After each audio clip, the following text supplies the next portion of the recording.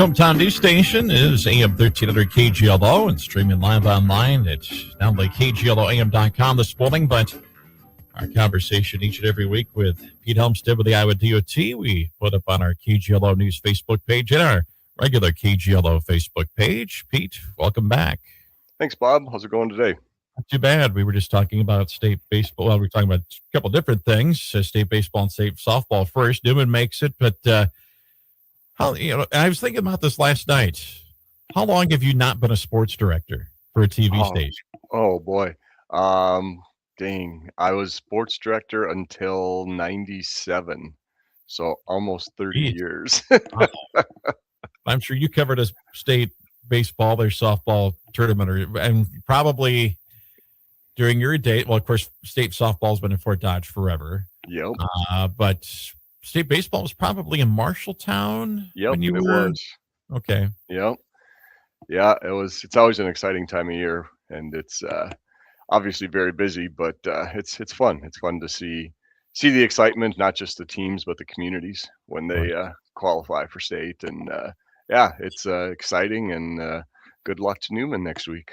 And we'll of course have them here on the radio here on KGLO. And the other thing we were talking about was back on Friday, I was traveling down to Boone to do a ball game, and I was about ready to enter the construction zone there on I-35, as we go south here in Mason City, Clear Lake, and all of a sudden, tornado warning was issued, and I could not see how well that project was progressing on the other side of the median, because I figured I might want to keep both hands on the wheel and keep my head straight forward instead of trying to see how things were going on that side. Yeah, no, you may want to watch the traffic and the sky instead of the construction. Exactly. Yeah, no, it's going well. The paving has started.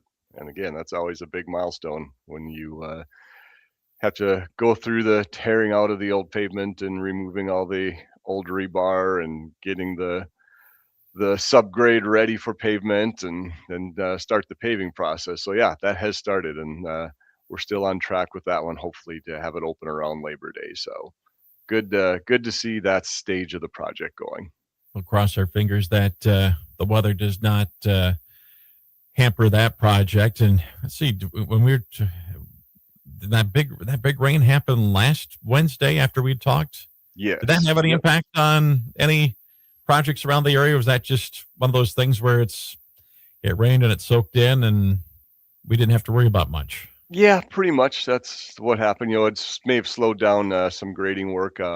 We had some seeding that had been done over in Garner on that project, and they ended up having a lot of the seeding washed away. So that had to be redone as well. So other than that, it's been so dry that there was a lot of places for that water to go, and that made a difference. So we weren't affected too much by it. And another thing, before we have you update some of the other projects going on around the area, one other thing that popped in my mind over the last week since our last talk was, I know on that stretch of road they're doing on 19 Southwest here in Mason City that they've put that center line rumble strip, or however you want to describe it, in there. And that's something, isn't it, that the DOT as well on many of the projects, the state highway projects, they've been putting that center line rumble strip in as well for most of them? Yeah, that's actually a safety initiative that we have done. We started a couple of years ago, and every 2-lane road in the state has had center line rumble strips installed, just because they are such an effective safety measure. Now, you have a road that doesn't have it. There are a few that don't, and that's because they are probably going to have a project on them in the next couple of years. So, we didn't want to go in there, put in the rumble strips, and a couple of years later tear them up and redo it again. So, but yeah, that is it's a really, really good safety thing that we've been doing. And we have also been changing from 4-inch paint lines to 6-inch paint lines. They have been proven to reduce crashes as well. So if you see new projects and new paint going down, you'll notice that the lines are a little bit wider. I guess that part I didn't really realize in my travels throughout time. So I'll be I'll be paying more attention to that. Yeah. Again, I should be paying attention straight forward, There you go. Well, I suppose I should be paying attention to the lines a little bit. I want to Yeah, make sure they're in the right zone. it's a subtle change, but if you look for it, yeah, Right. you will notice it. And also, you'll probably notice out on the interstate where we're doing the paint markings, where it's black and white. And Right. again, they've proven to be very effective as well. So, yeah, we're always looking at different things that we can do to make the highways as safe as possible, and we'll continue to do that. Well, I know one project we should probably talk about, and you mentioned it last week on the Highway 65 here in Mason City, and people that may have tried to just skirt around to the south side of that project will run into a little obstacle now. Yeah, if you've been going through the neighborhoods on the west side and using 27th Street, you've probably found out that you can't do that anymore, and that's good news. The project has gotten to that point where that has to be closed off. So that will be closed off for the next several weeks. The good news is we are hoping that from about 20th to 25th Street will be open by the end of this month or early August. So that's the north half of this project. So that's good news. Again, it just shows that there's progress being made. They've got working on the sidewalks and things like that right now before they can open it up, but we're getting close. Talk about the other project in Mason City, the big one on 122. Yeah, that one, it's kind of on repeat. Sanitary, storm sewer, water mains, things like that still going on. We're about 3 to 4 weeks out from the paving. When that gets going, that also means that we will be closing the Pierce intersection. So people wanting to get to the hospital who are traveling east, they will have to use Winnebago Way. It will be signed just like it was last year, but we're still a few weeks out on that one. We'll keep you updated as we get closer. Is that about on the timeline that it's supposed to be, or? It's kind of funny. I was talking to our construction supervisor, and he said that he had asked that project supervisor, "Are we on schedule?" And he looked at him and he said, "We're on schedule." So yes, that is good news. We are directly on schedule with that one too. So far so good. Yeah. What other projects do we need to hit up on here?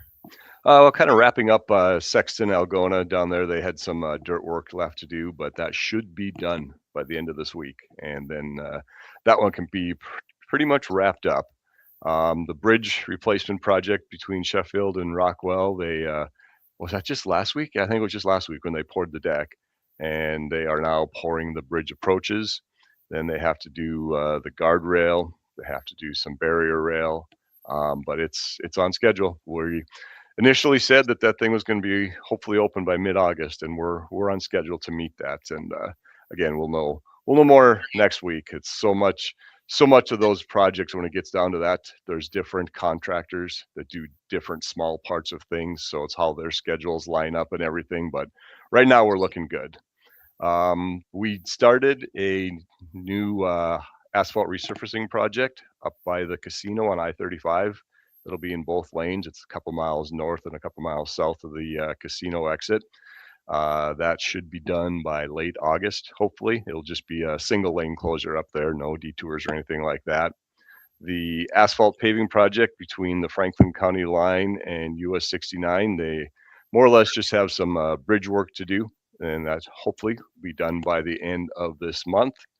And Iowa 9 between 218, where you go south to Floyd, and Riceville, they're working on the turning lane there at 9 where you turn south.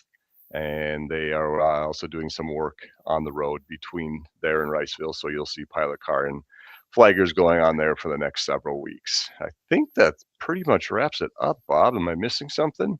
Oh, I was going to have you mention about, was there a big shift in traffic on the Janesville project? Yes, and that you can't just go in there and snap your fingers and all the traffic controls moved over. And even though some of the comments on the Facebook page seem to think that that's the way it should go, but that actually started Monday, the switchover, and they got it into head-to-head at about 6:30 last night. So yeah, that is head-to-head now for the next approximately 6 weeks in the northbound lanes. And once those are, well, they're working on the southbound lanes again, the connections and everything. And once that's done, they'll move traffic head to head in the southbound lanes and start working on the new northbound lanes. We hope to have that one done by about mid-December. All right. Anything else you want to add before we let you go? I don't think so. I think, the one thing that everybody's been running and going crazy with all the softball and baseball and everything going on. And now that we've got a break between now and when the fall sports season gets going, I know a lot of people are taking vacations and just stressed to be careful. Everybody gets excited and everybody's happy to be on vacation like all of us, but just be aware of the work zones, be aware of the traffic. This new speed limit, again, just because it says 60 miles an hour, if it's foggy or raining hard or something like that, you don't have to go 60 miles an hour. So be aware of that. 511ia.org and the 511ia app are great resources. And like I've said before, all the other states in the country have them as well, too. Just Google whatever 511 and state you need to go through, and you'll be set. Pete, as always, we appreciate it. We'll talk to you again soon.